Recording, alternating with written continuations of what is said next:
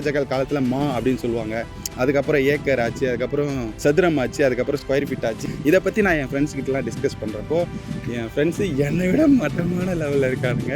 Real எஸ்டேட்டில் இப்போ மூழ்கி இருக்கிற இந்த ப்ரோக்கரேஜ் பண்ணுறவங்களா இருக்கட்டும், ரியல் எஸ்டேட் வியாபாரம் பண்ணுறவங்களா இருக்கட்டும், அவங்களுக்கு தெரியும்.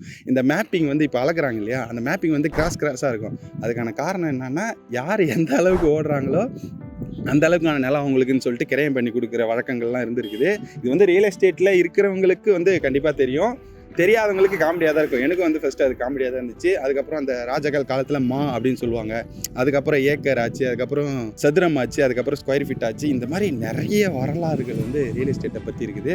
சரி, நம்ம ஏன் இந்த ரியல் எஸ்டேட்டை பண்ணக்கூடாது, ஏன் நம்ம இதில் இறங்கக்கூடாது, இதை பற்றி நிறைய பேருக்கு தெரியாமல் இருக்குது. நானும் கடந்த 6-7 வருஷமாக யூடியூப் பண்ணுறேன், அது பண்ணுறேன், இது பண்ணுறேன்.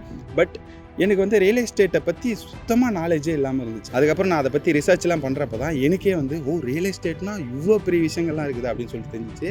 இதை பற்றி நான் என் ஃப்ரெண்ட்ஸ்கிட்டலாம் டிஸ்கஸ் பண்ணுறப்போ என் ஃப்ரெண்ட்ஸு என்னை விட மட்டமான லெவலில் இருக்கானுங்க.